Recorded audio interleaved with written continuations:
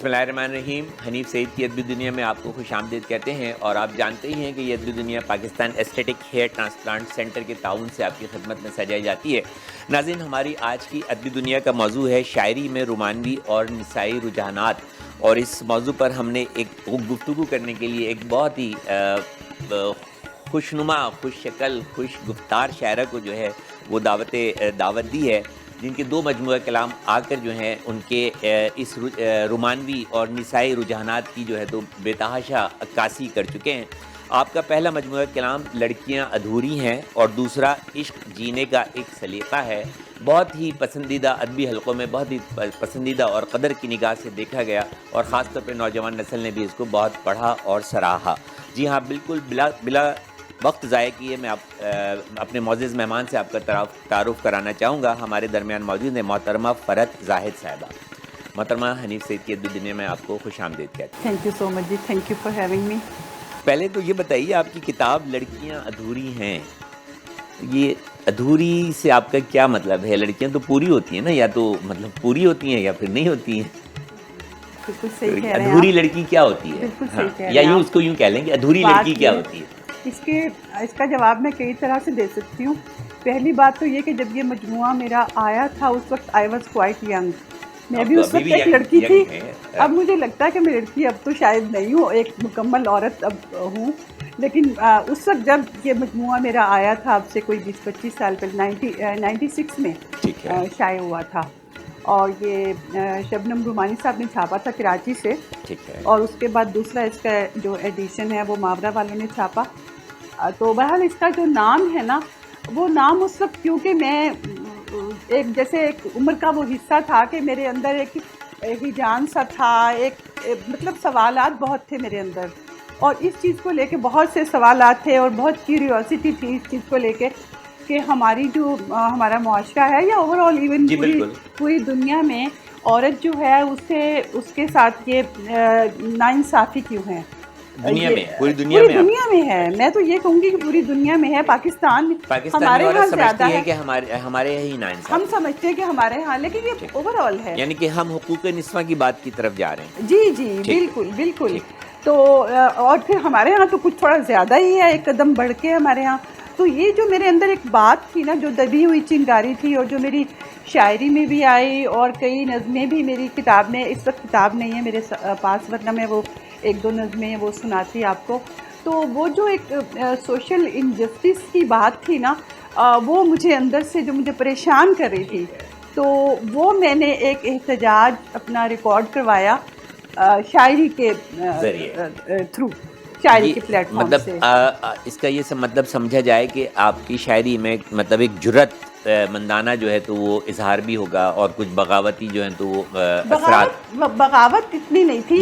اور اسی لیے اس وقت جو میری کتاب پہ ریویوز لکھے گئے تھے نا، ماشاءاللہ میں بہت اس معاملے میں لکی تھی کہ میری کتاب پہ بہت بڑے بڑے مطلب ناموں نے میری کتاب پہ لکھا، جی باچے بھی لکھے گئے، جس میں ڈاکٹر گوپی چند نارنگ ہیں، اپنے یہ سہار انصاری صاحب ہیں، یا جی قاسمی صاحب نے لکھا، کافی بڑے لوگوں نے لکھا. تو انہوں نے میری شاعری کو پڑھنے کے بعد انہوں نے یہی مطلب، یعنی کہ ان کے ریویوز میں یہ تھا کہ فرحت نے بہت ہی مدھم، بہت ہی دھیمے لہجے میں، اس کی جو لے ہے نا شاعری کی، بہت دھیما ہے، لیکن احتجاج بہرحال اس میں ہے. دیکھیں نا، میں نے آپ کی اس سے ہی کہا کہ ایک احتجاج جو ہے تو یقیناً آپ کی شاعری میں جو ہے تو وہ نظر آتا ہوگا. تو یہ احتجاج جو ہے وہ سوسائٹی سے ہے، سوسائٹی کے جو نارمز ہیں، اقدار ہیں، ان سے ہے، مردوں سے ہے، یا لڑکیوں سے؟ نہیں، لڑکیوں سے تو ہو نہیں سکتا نا، نہیں، لڑکیاں تو اس لیے ہم بھی ہو خود ہیں. سکتا ہے کہ وہ اپنے حقوق کے لیے کیوں نہیں جو ہے تو وہ آگے آتی ہیں. اگر کہیں ان کے حقوق کی پامالی ہو رہی ہے، یا اگر کہیں ان کو دبایا جا رہا ہے، ان کے جذبات کو، احساس کو دبایا جا رہا ہے، تو ان میں بھی ایک جرأت مندانہ احساس ہونا چاہیے. جی وہ ہونا چاہیے، لیکن وہ تو میرے خیال سے موجود ہی ہے، ایک پڑھی لکھی عورت میں تو ہوتا ہے. لیکن یہ کہ یہ جو احتجاج تھا، یا یہ جو بھی تھا نا، جو میں نے بات کی، یہ میری خواتین سے نہیں تھی، یہ ایون مردوں سے بھی نہیں تھی. ایون مردوں سے بھی نہیں تھی، کیونکہ میں اس طرح کی ہوں خاتون ہوں کہ میں تو مردوں کو بھی بلیم نہیں کرتی. میں کہتی ہوں کہ ہماری جو اوور آل جو ہماری سوسائٹی کے نارمز ہیں نا، وہیں سے یہ آتا ہے. اور اوور آل یعنی کہ ایڈم اور ایو کا جو پہلے دن سے جو چل رہا ہے نا معاملہ، وہیں سے کہیں سے یہ بات نکلی کہ یہ کہا جاتا ہے کہ حوا نے آدم کو نکالا تھا جنت سے، تو مورد الزام ٹھہرایا مورد الزام عورت کو ٹھہرایا، عورت کو مورد الزام ٹھہرایا. تو یہ میں سمجھ، آپ اختلاف کرتی ہیں اس بات سے کہ مطلب مرد بھی برابر کا شریک تھا نا، مرد بھی برابر کا شریک ہوتا ہے نا. لیکن میں سمجھتی ہوں مرد اتنا ذمہ دار نہیں ہوتا ان ناانصافیوں کا جتنا ہم سمجھتے ہیں. میں اپنے طور پہ یہ سمجھتی ہوں. نہیں اچھا، اگر ہم اپنے معاشرے کی طرف دیکھیں، ہم دوسری سوسائٹیز میں نہیں جاتے. آپ نے تو ذکر کیا کہ وہاں ناانصافی جو ہے تو ہر سوسائٹی میں، ہر معاشرے میں، ہر جگہ جو ہے تو وہ موجود ہے. لیکن اگر ہم اپنے ہی اس ماحول کا، اپنے ملک کا احاطہ کریں تو ہم ایک اسلامک کلچر میں جو ہے تو وہ رہتے ہیں. اس کی اپنی ایک اقدار ہیں اور اس نے عورت کو ایک بہت اچھا اور بلند مرتبہ عطا کیا ہے. حد تو یہ ہے کہ جنت اٹھا کے جو ہے وہ ماں کے قدموں میں ڈال دی ہے. عورت بیک وقت جو ہے تو وہ ماں بھی ہے، بہن بھی ہے، بیٹی بھی ہے، اور بھی بہت سارے محترم عزت اور احترام کے بہت سارے رشتے جو ہیں وہ عورت سے منسلک ہیں. تو پھر آپ کیسے کہہ سکتی ہیں کہ جو ہے وہ ناانصافی ہے عورت کے ساتھ؟ ہاں، اب دیکھیں، ہم کہتے تو ہیں یہ کہ اسلام نے عورت کو بڑے حقوق دیے ہیں. جی کہتے تو ہیں ہم، اچھا کہتے ہیں، لیکن اس پر عمل نہیں. لیکن آپ مجھے یہ بتائیں کہ وہ جو اسلام ہم پڑھتے ہیں کتابوں میں اور حدیثوں میں، اور ہم یہ کہتے ہیں کہ ماں کے قدموں پہ تیرے جنت ہے اور یہ، لیکن وہ مجھے پریکٹیکلی ہمارے یہاں اس طرح سے وہ حقوق، آپ یہ دیکھیں کتنی عورتیں ہیں جنہیں وہ اپنے باپ کی جائیداد میں سے حصہ ملتا ہے. میں خود اس کی بہت بڑی مثال ہوں. مجھے اپنی باپ کی جائیداد میں سے کچھ نہیں ملا، حالانکہ ان کے پاس تو بہت کچھ تھا لیکن مجھے نہیں ملا. جبکہ اس کا قرآن میں اور اسلام میں واضح احکامات جو ہیں تو وہ موجود ہیں. ہم خاموش ہو جاتے ہیں کہ ہمارے اپنے بھائیوں سے تعلقات خراب ہو جائیں گے. تو اس طرح سے یعنی کہ جو اسلام نے جو حقوق دیے ہیں، اور یہ کہ جی ہمارے جو نبی ہیں انہوں نے تو اپنی بیٹی کو اتنا سا جہیز دیا تھا، بس ایک مشکیزہ اور ایک وہ گھڑا اور ایک، ان کے پاس کوئی زمین جائیدادیں بھی تو نہیں تھی نا. ہاں یہ بھی تو ہے. لیکن ہمارے ہاں وہ جو ہندوانہ رسمیں آئیں، وہ جہیز کی رسمیں آئیں. تو بات یہ ہے کہ پریکٹیکلی جس اسلام کی ہم بات کرتے ہیں وہ ہمارے یہاں ہوتا نہیں ہے پریکٹیکلی. بالکل بالکل، آپ اس بات سے میں آپ کی اتفاق کروں گا. خصوصاً جو وراثت کے مسائل ہیں وہ اس میں جو ہے وہ لڑکیوں کو یکسر جو ہے وہ نظر انداز جو ہے تو وہ کیا جاتا ہے. کتنی عورتیں جنہیں ملتا ہے حصہ. بالکل صحیح آپ کہہ رہی ہیں. تو آپ بتا رہی تھی ادھوری لڑکی جو ہے وہ اس کے حوالے سے کیا ہوتی ہے؟ ادھوری لڑکی کیا ہوتی ہے اور پوری لڑکیاں ادھوری جو ہے نا، یہ آپ یقین جانیں یہ ایسا سبجیکٹ ہے کہ اگر آپ مجھے اس پہ کوئی 2 گھنٹے بھی دیں تو شاید میں بول لوں گی، اس پہ بات کر لوں گی. اس لیے اس پہ میں بہت دور تک نہیں جاؤں گی. لیکن میں یہ ضرور کہنا چاہوں گی آپ سے کہ دیکھیں میں وہ یعنی کہ بلیسڈ ہوں اس اعتبار سے کہ مجھے دنیا میں نا مختلف جگہوں پہ رہنے کا موقع ملا. میں مڈل ایسٹ میں بھی رہی ہوں کئی سال، دبئی میں رہی کیونکہ میرے ہسبینڈ کی جاب تھی وہاں. شروع میں جب میری شادی ہوئی میں وہاں گئی، شادی ہوئی، کئی سال ہم لوگ دبئی میں رہے. پھر میں نیو یارک چلی گئی. نیو یارک میں ہم لوگ سیٹلڈ ہو گئے اینڈ آئی لیو لائک 27 سال جو تھے میری زندگی کے. وہاں بھی لکھتی رہی ہیں آپ؟ جی میں تھرو آؤٹ لکھ رہی تھی. میں کالج کے زمانے سے. اور وہاں کی بھی جو ادبی تقریبات ہوتی تھی جو اس میں جو تو میں تو I was a part of it, اور بلکہ میں one of the organizers. Very ٹھیک. ادبی خدمات کے حوالے سے بھی آپ کا جو ایک بہت بلند مقام ہے. جی بالکل. جی وہ تو اب ہے ہی ہے. لیکن میں وہ عورت کے حوالے سے جو آپ بات کر رہے تھے نا کہ لڑکیاں ادھوری ہیں، یہ کہاں سے آیا، تو میں آپ کو بتاؤں کہ میں کیونکہ امریکن جو سوسائٹی ہے اس میں بھی میرا ایکسپوجر کافی رہا، کیونکہ میرے ہسبینڈ کا بزنس تھا، میں اس میں ہیلپ کرتی تھی اور امریکن لوگوں کے ساتھ میرا یعنی کہ ان کے ساتھ انٹریکشن ہوتا تھا، مردوں سے بھی اور خواتین سے بھی، ہر طرح سے ہوتا تھا. اچھا میں نے یہ دیکھا کہ عورت جو ہے نا اس کے ساتھ انجسٹس، اس کے ساتھ ظلم، اس کے ساتھ زیادتی ہر جگہ ہوتی ہے. یہ آپ، میں اس بات کو مانتی نہیں ہوں کہ صرف پاکستان میں ہوتی ہے یا انڈیا میں ہوتی ہے، بلکہ میں تو یہاں تک کہتی ہوں کہ ہم لوگ بہت لکی ہیں اگر ہم ان سے کمپیئر کریں، گوریوں سے کمپیئر کریں خود کو. بالکل میں بھی یہی کہتا ہوں. دیکھیں ہمیں ایک جو نظر آتی ہے نا وہاں کی امریکن عورت، ایک یورپین عورت، ہمیں نظر آتا ہے کہ اس نے جینس پہنی ہوئی ہیں، اس نے چھوٹا سی بلاؤز پہنا ہوا ہے، اس نے اسکرٹ پہنا ہے، یعنی کہ وہ اپنی باڈی کو اگر ریویل کر سکتی ہے تو اس کا مطلب یہ نہیں ہوتا کہ وہ آزاد ہے. doesn't mean that کہ وہ آزاد ہے. ان لوگوں کی زندگی اتنی میزریبل ہوتی ہے موسٹ آف دا ٹائم کہ ہم سوچ بھی نہیں سکتے. آپ نے تو یقیناً ہم سے زیادہ میں آپ یعنی کی کہ when I was living there میری زندگی ایک امریکن عورت ایک ایوریج امریکن عورت سے بہت بہتر تھی. کیونکہ دیکھیں میرا جو ہسبینڈ میرا جو شوہر ہے نا وہ میری ہر چیز کی ٹیک کیئر کرتا ہے, بریڈ اینڈ بٹر پرووائڈ کرتا ہے مجھے, وہ مجھے عزت بھی دیتا ہے, مجھے گھر کی دہلیز کے اندر بھی رکھتا ہے, وہ مجھے فورس نہیں کرتا کہ تم نکلو جا کے میرے برابر میں کما کے لاؤ.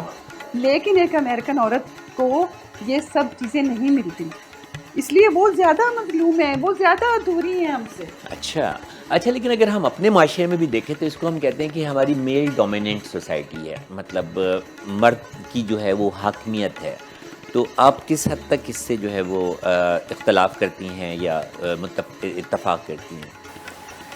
دیکھیں میل ڈومیننٹ سوسائٹی ہر جگہ ہوتی ہے. اچھا, صرف پاکستان میں نہیں ہوتی, ہمارے یہاں شور بہت ہے لیکن ہر جگہ ہوتی ہے. مرد کی سوسائٹی ہر جگہ ہے, وہاں بھی ہے, وہاں بھی ہے. دیکھیں وہاں کا جو مرد ہے نا, وہاں کا مرد وہ عورت کو بریڈ اینڈ بٹر پوری زندگی کا وعدہ نہیں کرتا, شادی کے بعد بھی نہیں کرتا, نہ اپنی ماں سے وعدہ کرتا ہے بریڈ اینڈ بٹر کا ساری زندگی کا, نہ بہن سے کرتا ہے, نہ بیوی سے کرتا ہے, نہ بیٹی سے کرتا ہے. وہ تو آپ متفق ہیں اس بات سے کہ میل ڈومیننٹ سوسائٹی جو ہے ایک اچھی چیز ہے, عورت سے نہیں, میل ڈومیننٹ سوسائٹی تو اچھی چیز نہیں ہے. عورت اپنے آپ کو زیادہ جو ہے تو وہ محفوظ سمجھتی ہے میل ڈومیننٹ سوسائٹی میں. میں یہ کہتی ہوں کہ جتنا زیادتی اور ظلم کا ہم باویلا یہاں پہ کرتے ہیں نا, ایسا نہیں ہے. ہمارے معاشرے کی عورت, ہمارے ملک کی عورت, ہماری عورت جو ہے دنیا کی عورتوں کے مقابلے میں جو ہے تو زیادہ بہتر اور آسائشوں کا جو ہے تو شکار, آسائشوں کا جو ہے تو اس کو حاصل ہے, بہتر آسائشیں جو ہے تو وہ اس کو حاصل ہے. محرومیاں اپنی جگہ جن کا وہ شکار ہے,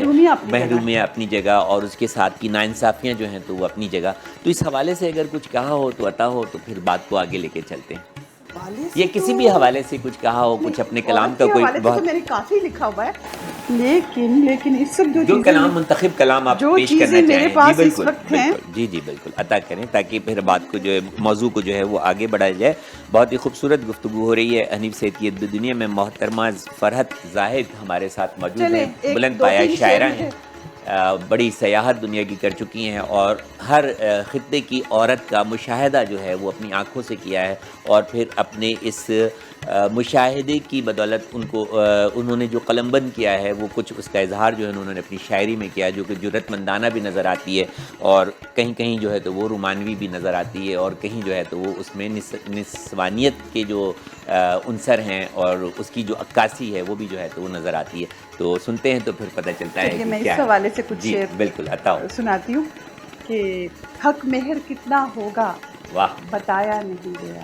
واہ واہ واہ. حق مہر کتنا ہوگا بتایا نہیں گیا, شہزادیوں کو بام پہ لایا نہیں گیا.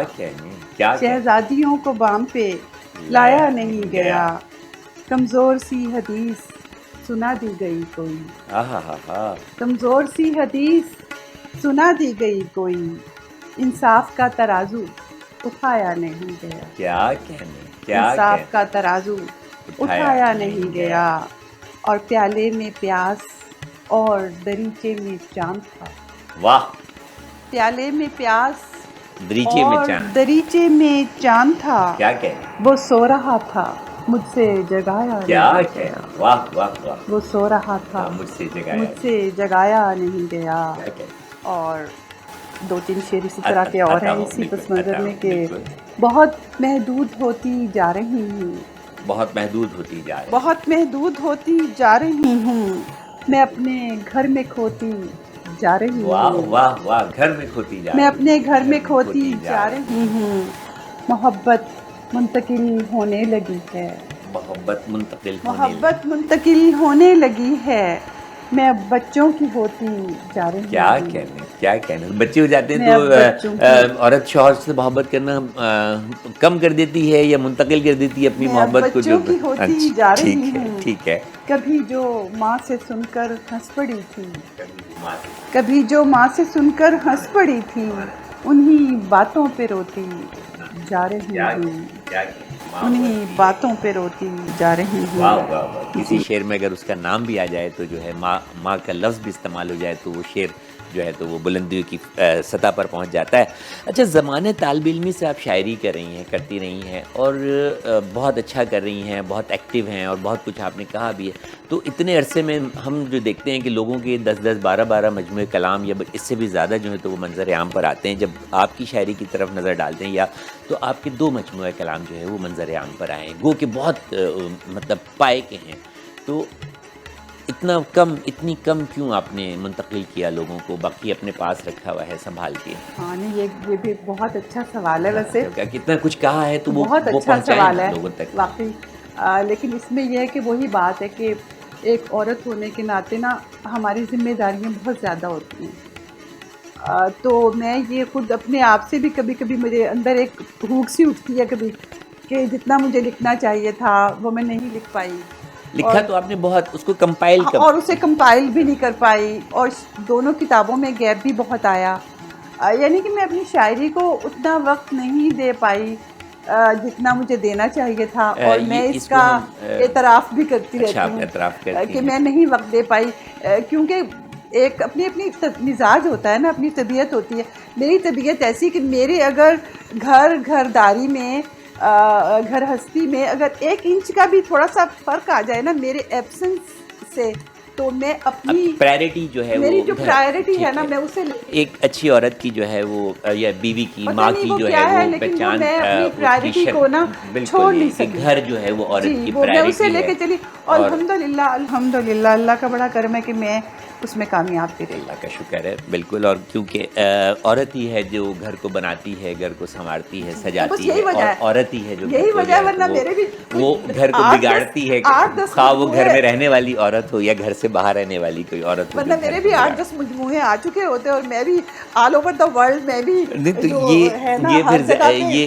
فیمنزم کا نعرہ لگا رہی ہوتی. میں بھی یہ حق تلفی نہیں ہے پھر آپ بھی ان لڑکیوں کے ساتھ جن کے لیے آپ آواز اٹھانا چاہتی ہیں، ان خواتین کے ساتھ جن کے حقوق کے لیے جو آپ اپنی آواز بلند کرنا چاہتی ہیں یا کرتی رہی ہیں؟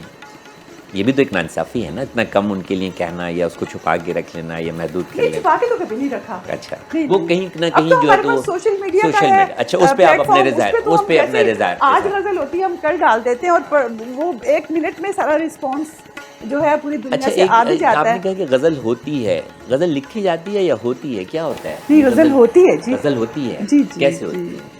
آتی ہے، بس آ جاتی ہے. جی. یہ آسان کام ہے؟ یہ آسان کام ہے یا مشکل کام؟ نہیں، میرے لیے تو بہت آسان ہے. اچھا. نہیں، میری پلاننگ نہیں ہے. وہی تو جیسے آپ نے پوچھا نا مجھ سے کہ آپ شاعری کس موضوعات پہ کرتی ہیں، تو میں یہ نہیں کہہ سکتی کہ میرا یہ موضوع ہے. بس یہ تو زندگی ہے، تو بس جیسے زندگی چل رہی ہے شاعری بھی چل رہی ہے. اسے آپ ڈائری کہہ لیں میری، یا اسے آپ میرے اندر کی موسیقی سمجھ لیں. جو کچھ آپ کے اندر جو جذبات اور احساس ہوتے جو میرے اندر کا ریدم ہے، بس میں جو لکھتے ہیں وہ جو ہے تو وہ آپ اس کو غزل کا روپ جو ہے تو وہ ایون میں تو کبھی اپنی پہلے جب شعر پہلا ہوتا ہے نا، پہلا مصرع آتا ہے، تو اس کے ساتھ ہی پوری غزل بھی آتی ہے. کبھی پلان نہیں ہوتا. یہ پلان نہیں ہوتا. نہیں، شاعری پلاننگ سے نہیں ہوتی. تو یہ ریفلیکشن ہوتا ہے، معاشرے کا ریفلیکشن ہوتا ہے یا کسی جذبات کا ریفلیکشن ہوتا ہے جو آپ کو اگنیشن کرتا ہے؟ جی اگنائٹ کرتا ہے. بالکل. جیسے جو میری موسٹ ریسنٹ میری غزل ہے نا، جو میں نے یعنی کہ پرسوں لکھی. سنانا چاہیں گے؟ جی، میں سناؤں گی آپ کو بھی سناؤں گی. جی. تو وہ الحمدللہ میری غزل آج انہوں نے عطاء اللہ قاسمی صاحب کے کالم میں بھی آئی ہے میری وہ غزل. جی، وہ میں بھی آپ کو بھی سناؤں گی. تو غزل کے علاوہ بھی کچھ کہا، نثر میں بھی کچھ کہا یا نظم کی صورت میں؟ نظمیں تو میری کافی ہیں، میری کتاب میں ہیں، دونوں کتاب. نظمیں بھی ہیں اور غزلیں بھی ہیں. تو یہ کیا فرق ہوتا ہے غزل میں اور نظم میں؟ کچھ اس کا موازنہ اگر ہم کریں کہ غزل کہنا آسان ہوتا ہے، یا غزل تو آپ نے کہا کہ ہو جاتی ہے، کہیں نہیں جاتی، ٹھیک ہے، اور نظم کو باندھنا جو ہے تو آسان ہوتا ہے. کچھ نظم جو ہیں تو وہ آزاد نظم بھی ہوتی ہیں، کچھ جو ہے اس کو پابند نظم بھی کہتے ہیں. تو یہ کیا ہے، یہ ذرا سا سمجھائیں تھوڑا، اس پہ روشنی. اب تو ویسے دنیا میں تو نثری نظم بہت پاپولر ہے اس وقت. نثری نظم، جی، بہت اچھا نثری نظم کہنے والے اس وقت ہیں. نظم تو نثری ہی ہوتی ہے. نہیں، نثری نہیں ہوتی. نثری نظم بھی ہوتی ہے، پابند بھی ہوتی ہے، اور بلینک ورس بھی ہوتی ہے، جسے ہم آزاد نظم کہتے ہیں ہمارے ہاں. تو نظمیں میں پہلے کافی کہتی تھی، لیکن ابھی اس وقت میرا میرا اتنا دھیان نہیں ہے نظم کی غزل طرف. غزل جو ہے وہ آپ لیکن کا اگر میں اس میں مطلب مشق compare- سخن جو ہے وہ مشق سخن جو ہے غزل کی جو ہے طرف اور زیادہ غزل ہے. ہے. اور غزل جو ہے وہ کہنا بہرحال محترمہ نے تو کہا کہ میرے لیے کوئی جو ہے تو وہ مشکل کام نہیں. فرض زاہد کا تو یہ خیال ہے کہ بس وہ ہو جاتی ہے، اور جب میں لکھتی ہوں ایک مصرع آتا ہے تو پوری غزل جو ہے تو ہو جاتی ہے. لیکن ایک شعر رضیہ سبحان صاحبہ کا بڑا خوبصورت کہ غزل یوں ہی نہیں ہوتی کہ اس کاوش میں شاعر کے، غزل یوں ہی نہیں ہوتی کہ اس کاوش میں شاعر کے، جگر کا خون ہوتا ہے تو یہ جاگیر بنتی ہے. وقت ہوا ایک چھوٹے سے وقفے کا، اس امید کے ساتھ کہ محترمہ فرت زاہد ہمارے ساتھ موجود ہیں. آپ جڑے رہیں گے حنیف سید کی ادبی دنیا سے.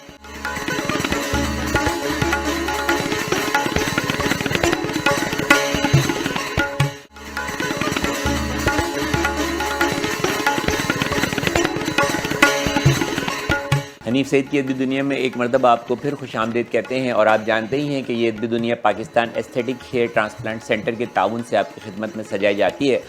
ناظرین، ہماری آج کی ادبی دنیا کا موضوع ہے شاعری میں رومانوی اور نسائی رجحانات، اور موضوع پر گفتگو کرنے کے لیے ہمارے ساتھ موجود ہیں دور حاضر کی بڑی بولڈ شاعرہ محترمہ فرت زاہد.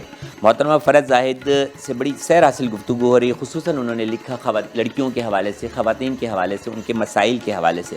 لیکن اس کے ساتھ ساتھ ان کی شاعری میں جو ہے تو ایک رومانویت بھی نظر آتی ہے، ایک نسوانیت بھی نظر آتی ہے، اور جذبات بھی ہیں، خیالات بھی ہیں.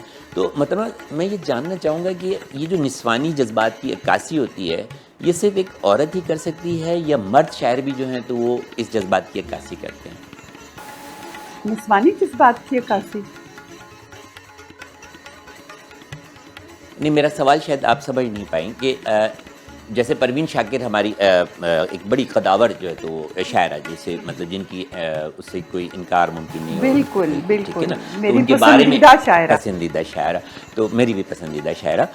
تو ان کے بارے میں کہا جاتا ہے، ان کی شاعری کے بارے میں کہا جاتا ہے کہ بالکل جو نسوانی جذبات ہوتے ہیں، ایک لڑکی کے احساسات ہوتے ہیں، ان کی شاعری کو پڑھیں تو وہ اس میں باقاعدہ جو ہے تو وہ مطلب اود کر جو ہے تو وہ نظر آتی ہے. تو یہ میں یہ پوچھنا چاہ رہا ہوں کہ کیا ان جذبات کی عکاسی ایک خاتون ہی کر سکتی ہے، یا مرد بھی مطلب یہ ہے کہ اس کے جذبات کو فیل کر کے اس کو شعر کا روپ دے سکتا ہے؟ میں نہیں سمجھتی. دیکھیں، جینڈرز تو بہرحال اپنی جگہ ہے، اللہ پاک نے بنائے ہیں نا. ایڈم اور ایو دونوں کو الگ الگ بنایا ہے نا. نہیں، لیکن ہم تو بینگ اے مرد، میں آپ کو بتاتا ہوں، ہم مطلب یہ کہ سمجھتے ہیں کہ عورت کے کیا جذبات ہیں، ٹھیک ہے نا، ہم سمجھتے ہیں. اور بینگ اے وومن آپ سمجھتی ہوں گی کہ مرد کے کیا جذبات ہیں، کیا احساسات ہیں، کیا اس کی ذمہ داریاں ہیں، کیا رجحانات ہیں. تو وہ میرا سوال تھا. خیر، ہم اس کو آگے لے کے چلتے ہیں کہ آپ نے کہا کہ میں پروین شاکر کو پسند کرتی ہوں، تو کسی حد تک متاثر ہوئی ہیں ان سے؟ جی بالکل متاثر ہونا تو بنتا ہے، متاثر ہونا اس کا بنتا ہے. پروین پروین شاکر کا بالکل بنتا ہے، کیونکہ وہ تو ایک اردو بڑا شاعری کی جو ون آف دی، یعنی کہ جہاں سے اردو شاعری کو ہم نے پک کیا نا، جہاں سے ہم نے اٹھایا ہماری نسل کے لوگوں نے، انہوں نے حوصلہ دیا آنے والی لڑکیوں کو، ایک راستہ دیا. دو تین ہی تو نام ہیں اس میں، ادا جعفری ہیں، زہرہ نگاہ ہیں، اس میں اپنا پروین شاکر ہیں، اور کون ہے، فہمیدہ ریاض. وہ جو دو چار نام میں لے رہی ہوں تو وہ تو پائنیئرز میں سے ہیں. اور جو نسائی لہجہ جس کی ابھی آپ بات کر رہے تھے، وہ تو یہیں سے شروع ہوا، کیونکہ اس سے پہلے جو خواتین شعر کہہ رہی تھی وہ مرد کے سیغے میں شعر کہہ رہی تھی. میں یہی تو آپ سے سوال کرنا چاہ رہا تھا، وہ مردانہ آواز میں شعر کہہ رہی تھی. میرا سوال یہی تھا جو آپ میں سمجھا نہیں پا رہا تھا آپ کو، اس کو میرا یہی سوال تھا. تو پروین شاکر کی شاعری میں جو ایک نسوانیت، وہ تو بالکل کھل کے انہوں نے شاعری کی. ادا جعفری نے، پروین شاکر نے، فہمیدہ ریاض نے، یہ وہ ہیں تین چار لوگ جنہوں نے کھل کے عورت کے جذبات جو تھے نا، وہ ہر طرح کے، کہ لڑکی کے بھی، عورت کے بھی، اس کے ساتھ ظلم، ناانصافی یا جو بھی ہے، کھل کے آواز. اور اس کے بعد جو ہم تھے ان کے بعد میں آنے والے، پھر ہمیں وہ جو راستہ تھا نا وہ بنا ہوا ہمارے لیے بہت آسان تھا. اس سے پہلے ہم سنتے ہی تھے کہ مطلب لڑکیاں اگر لکھتی بھی تھیں تو ان کو دبایا جاتا تھا. وہ مردانہ آواز میں بات کرتی تھی نا، وہ عورت کے صیغے میں لکھتی نہیں تھی، اور اگر لکھتی بھی تھی تو ان کو دبایا جاتا تھا کہ اجازت نہیں تھی، ماحول ان کو اجازت، یا جو بھی نارمز ہیں وہ ان کو اجازت نہیں دیتے تھے کہ وہ اس طرح کے جذبات کا اظہار کریں، اور خیالات کو جو ہے اپنے اندر کے جو خیالات ہیں ان کو جو ہے تو معاشرے کے سامنے جو ہے تو وہ لے کر آئیں. یہ بھی ایک مطلب اس کی ہم تلفی ہی سمجھیں گے ہم صنف نازک کی. یہ جو جب صنف نازک کا ذکر آتا ہے تو وجود زن سے ہے تصویر کائنات میں رنگ، تو ایک خوبصورتی کا بھی ذکر آتا ہے. تو ہر شاعری بھی خوبصورت ہوتی ہے، بلکہ فنون لطیفہ سے تعلق رکھنے والی ہر صنف ہی جو ہے وہ خوبصورت ہے. لیکن اس میں جب شاعری اور خاص طور پہ جب غزل کی بات آ جاتی ہے تو خوبصورتی جو ہے تو وہ اپنی انتہا پر جو ہے تو وہ پہنچی ہوئی نظر آتی ہے. تو خوبصورتی ہوتی کیا ہے یہ ذرا بتائیں، کیونکہ ایک بڑا محور رہتی ہے خوبصورتی شاعروں کا نا، مطلب نقوش، نین نقوش، آنکھیں، ہونٹ، تو رخسار، زلفیں. تو آپ کی نظر میں بیوٹی کیا ہے، خوبصورتی کیا ہے؟ دیکھیں میرے خیال سے خوبصورتی کی جو ڈیفینیشن ہے نا وہ ہر شخص کی اپنی ہوتی ہوگی. مجھے یہ لگتا ہے کہ ہر شخص کی اپنی ہوتی ہوگی، لیکن میرے نزدیک ہمیں آپ کی رائے جاننا چاہیے. میرے نزدیک خوبصورتی یہ ہے کہ وہ ایک شعر ہے نا کسی شاعر کا، اقبال صاحب کا ہے شاید، کہ زندگی کیا ہے عناصر میں ظہور ترتیب، اور موت کیا ہے انہی اجزاء کا پریشان ہونا. تو میں سمجھتی ہوں خوبصورتی کی ڈیفینیشن یہی ہے کہ پروپورشن میں ہونا کسی بھی چیز کا، تناسب میں ہونا، یعنی چاہے وہ انسان کے چہرے میں ہو یا اس کی شخصیت میں ہو، شخصیت میں ہو یا کسی بھی چیز میں ہو، جہاں بھی پروپورشن ہوگا نا تو وہ چیز خوبصورت ہو جائے گی. رنگوں کا کتنا اثر ہے خوبصورتی میں، ماحول کی خوبصورتی میں؟ جی میں رنگوں میں بہت بلیو کرتی ہوں. میں بہت بلیو کرتی ہوں رنگوں میں. اب آپ کی پسند کا اور سوال ہے. ہاں میری پسند کا، اور بلکہ مجھے یہ لگتا ہے کہ کچھ رنگ ایسے ہیں جو میرے لیے بنے، اور میں الحمدللہ میں اب I'm not young anymore. مجھے یہ لگتا ہے کہ میں ینگ نہیں ہوں، شاید آپ کو میں تھوڑی سی ینگ لگ رہی ہوں، لیکن میں ڈرتا ہوں کسی کو زیادہ وہ کہنے سے نا. لیکن کچھ رنگ ایسے ہیں جو آج بھی مجھے اچھے لگتے ہیں، کیونکہ میرے میاں جو ہے نا وہ بھی میری طرح شاعر ہیں. اچھا انہیں کچھ رنگ ایسے ہیں جو زاہد کو بہت پسند ہے، جس میں ریڈ اور پرپل اور میرون، یہ تین شیڈ جو ہے نا بہت ہائی، یہ میرے میاں کو پسند ہے، اور کیونکہ زاہد کو پسند ہے تو مجھے بھی اچھے لگتے ہیں. تو اب یعنی کہ ایج کے ساتھ لوگ تو یہ سوچتے ہیں کہ بھئی نہیں اب ہلکے رنگ پہن لو، سلیٹی اور وہ سرمئی سے رنگ پہن لو. میں نہیں پہنتی. رنگوں کی بھی کوئی تشخیص ہوتی ہے کہ یہ مردانہ کلر ہیں، یہ جو ہیں تو نسوائی کلر ہیں؟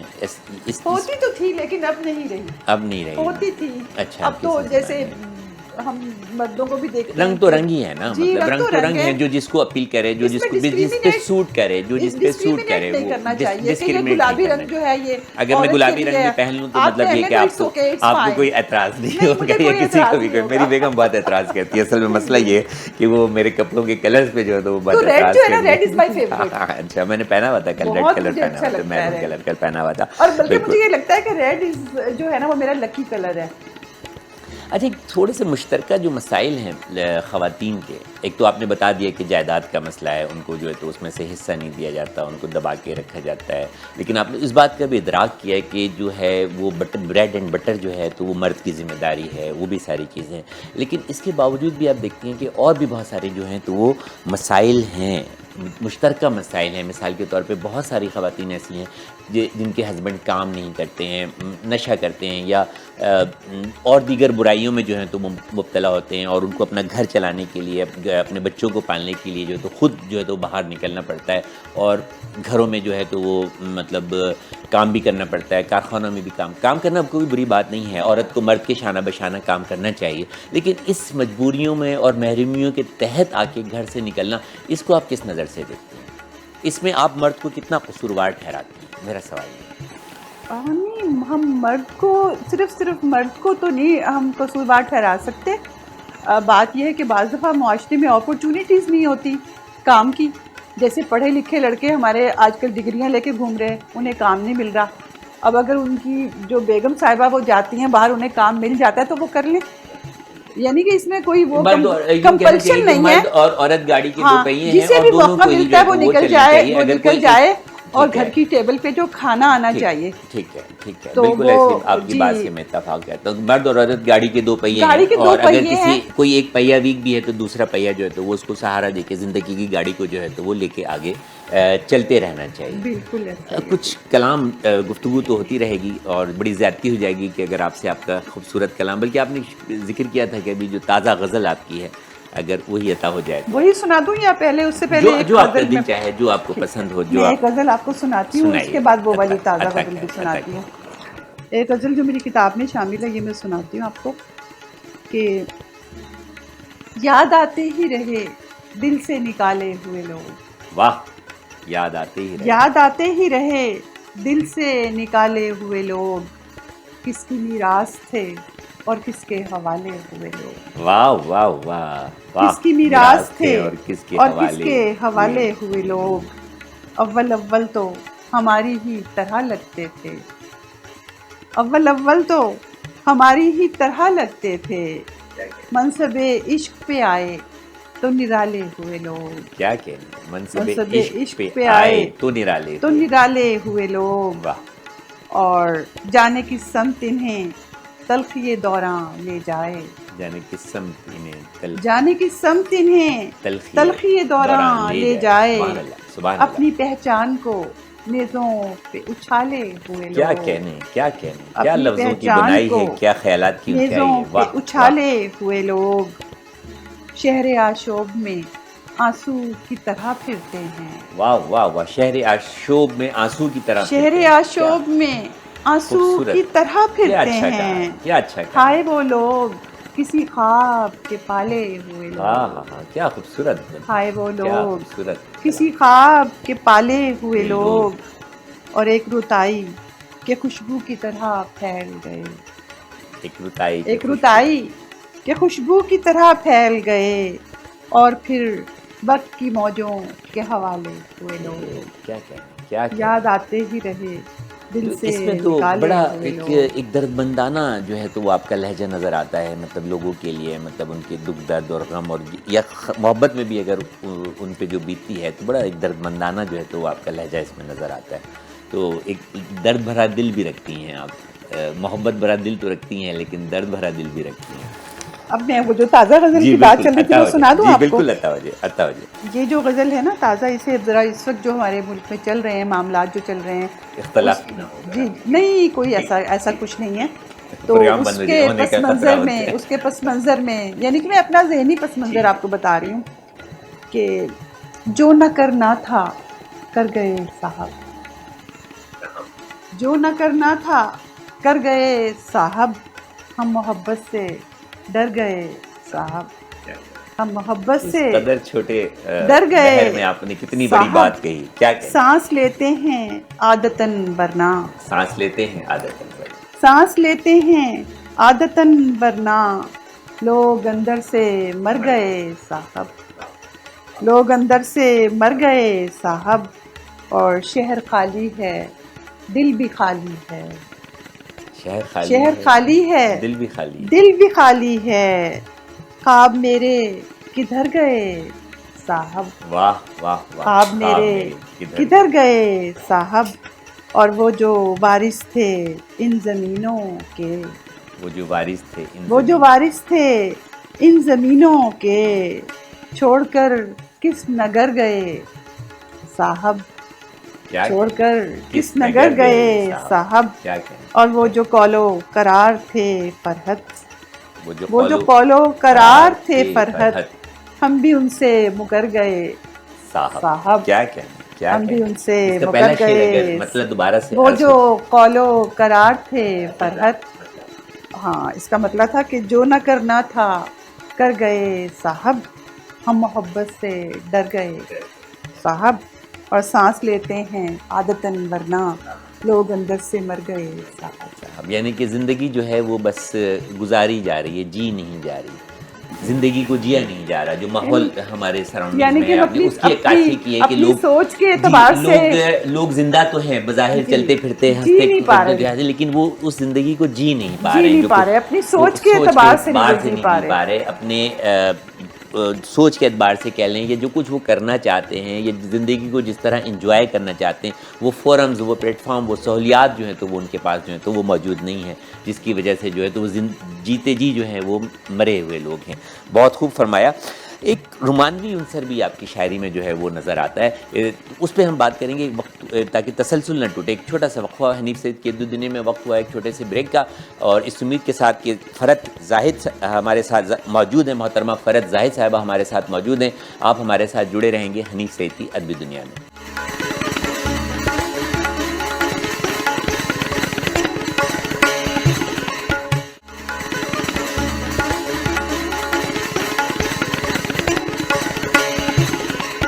حنیف سعید کی ادبی دنیا میں ایک مرتبہ آپ کو پھر خوش آمدید کہتے ہیں، اور یہ Adabi Duniya Pakistan aesthetic hair transplant centre کے تعاون سے آپ کی خدمت میں سجائی جاتی ہے۔ ناظرین، ہماری آج کی ادبی دنیا کا موضوع ہے شاعری میں رومانوی اور نسائی رجحانات، اور اس موضوع پر گفتگو کرنے کے لیے ہمارے ساتھ موجود ہیں محترمہ فرحت زاہد صاحبہ، اعلیٰ پائی کی شاعرہ ہیں، اور بہت ہی جرأت مندانہ جو ہے تو وہ شاعری کرتی ہیں، اور بہت ہی جرأت مندانہ گفتگو جو ہے تو وہ انہوں نے کی ہے، خصوصاً حقوق نسواں کے حوالے سے جو ہے تو وہ بہت درد رکھتی ہیں اپنے دل میں، اور بہت زیادہ انہوں نے پوری دنیا میں جو ہے تو نسوانی حقوق کا مشاہدہ اور مطالعہ کیا ہے، اور اس کو محسوس کر کے جو کچھ بھی انہوں نے محسوس کیا ہے اس کو اس میں شاعری کی شکل میں اپنے اظہار خیال جو ہے وہ کیا ہے۔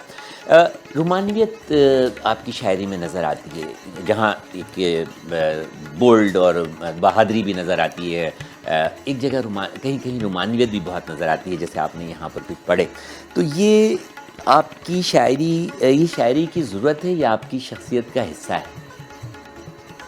آپ اپنی کتنا محسوس کرتی ہیں اپنے آپ کو کہ جہاں تک آپ نے مجھے بتایا کہ گھر سے محبت، شوہر سے محبت اور یہ ساری چیزیں، تو میں سمجھتا ہوں کہ یہ آپ کی شخصیت کا حصہ ہے جو شاعری میں ڈھل گیا۔ آپ کیا کہنا چاہتے ہیں؟ دیکھیں، محبت تو ایک ازلی اور ابدی جذبہ ہے جو ہمارے اندر ہوتا ہے۔ ہم اس جذبے کے ساتھ ہی تو پیدا ہوتے ہیں، محبت کے جذبے کے اس کے ساتھ ہی تو پیدا ہوتے ہیں، بلکہ اس کے نتیجے میں ہی ہمارا وجود آتا ہے دنیا میں۔ بہت خوب۔ تو اسے لے کے ہی ہم بڑے ہوتے ہیں۔ ہمیں کتنی محبت اپنی ماں سے ملتی ہے، ہمیں کتنی محبت اپنے خاندان سے ملتی ہے، اپنے باپ سے ملتی ہے، ہمیں اپنے شوہر سے ملتی ہے، ہمیں اپنے بچوں سے ملتی ہے، اور جو ماں اور بچے کی محبت ہے اس کا تو خیر کوئی کمپیریزن ہی نہیں ہے۔ تو محبت تو بہرحال یعنی ایک ایسا جذبہ ہے جس سے کوئی انکار ممکن نہیں۔ خدا بھی اپنے بندوں سے محبت کرتا ہے، ماں سے 70 گنا زیادہ جو ہے بالکل کرتا ہے۔ تو یہ تو میں محبت ایک آفاقی جو ہے تو میں تو یہ کہہ نہیں سکتی کہ میرے اندر محبت نہیں ہے، محبت تو میرے روم کے اندر محبت ہے۔ رومانویت پہ میں نے آپ سے جی، تو رومانویت بھی وہیں سے محبت سے نکلتی ہے نا جی، رومانویت بھی وہیں سے نکلتی ہے، لیکن یہ ہے کہ جیسے جیسے ہم میچور ہوتے ہیں، ہم گروم ہوتے ہیں، تو ہم اس اپنے جو جذبے ہوتے ہیں نا ہمارے، ہم انہیں گروم کرتے ہیں، ہم اپنے جذبوں کو گروم کر کے بڑے ہوتے ہیں۔ تو اب یعنی کہ میں اپنے آپ کو جس سٹیج پہ سمجھتی ہوں، میں یہ سمجھتی ہوں کہ زندگی سے زیادہ شاعری میں مجھے رومانویت کی ضرورت ہوتی ہے، کیونکہ دیکھیں میرا جو قاری ہے نا اسے زندگی کے جو بنیادی جذبے ہیں وہ ان میں دیکھنا چاہتا ہے، میری شاعری میں دیکھنا چاہتا ہے، تو میں اپنے قاری کو تو محروم نہیں کر سکتی۔ بالکل بالکل، پھر عطا ہو جائے کوئی کلام ایسے ہی رومانوی، محبت بھرا، احتجاجی، جو کچھ بھی آپ جو ہے تو وہ سنانا چاہیں۔ آپ کو ایک آدھ چیز سنا دیتی ہوں۔ پہلو ہیں آپ کی شاعری کے، بہت سارے پہلو ہیں۔ یہ دو غزلیں اس وقت میرے سامنے آ رہی ہیں، دونوں ہی سنا دیں، یہ دونوں میں سنا دیتی ہوں جی۔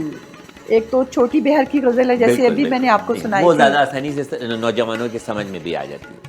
یہ چھوٹی بہر کی غزل ہے، یہ بھی تازہ ہی ہے کہ اپنی صورت بنا رہی ہوں میں، اپنی صورت بنا رہی ہوں، اپنی صورت بنا رہی ہوں میں، جانے کیا کیا چھپا رہی ہوں، کیا کہنے، واہ واہ، اپنی صورت بنا رہی ہوں میں، جانے کیا کیا چھپا رہی ہوں میں، واہ، یہ تیرا لمس ہے کہ تتلیاں ہیں، واہ واہ واہ، کیا نزاکت ہے، سبحان اللہ، کہ تتلیاں ہیں، جانے کس اور جا رہی ہوں، واہ واہ واہ واہ، جانے کس اور جا رہی ہوں میں، اور خواہشیں ہیں بھکاریوں کی طرح، خواہشیں ہیں بھکاریوں کی طرح، خواہشیں ہیں بھکاریوں کی طرح، راستے سے ہٹا رہی ہوں میں، کیا کہنے، کیا راستے سے ہٹا رہی ہوں میں، واہ، اور خود سے کٹ کر کھڑی ہوں میلے میں، میلے میں خود سے کٹ کر کھڑی ہوں میلے میں،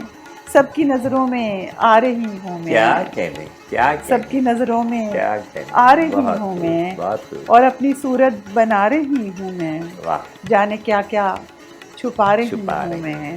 اور ایک آخری غزل عطا ہو جائے، یہ بھی جس طرح کی آپ نے پورٹری کیا میری شاعری کو، اسی سے میرا خیال تھا، جو میں نے تھوڑی سی دیر میں جو اخذ کیا تو وہ میں نے آپ کے سامنے رکھ دیا، اگر کہیں گستاخی یا کمی رہ گئی تو میں اس کے لیے معذرت چاہوں۔ نہیں جی، یو آر ویری ویلکم۔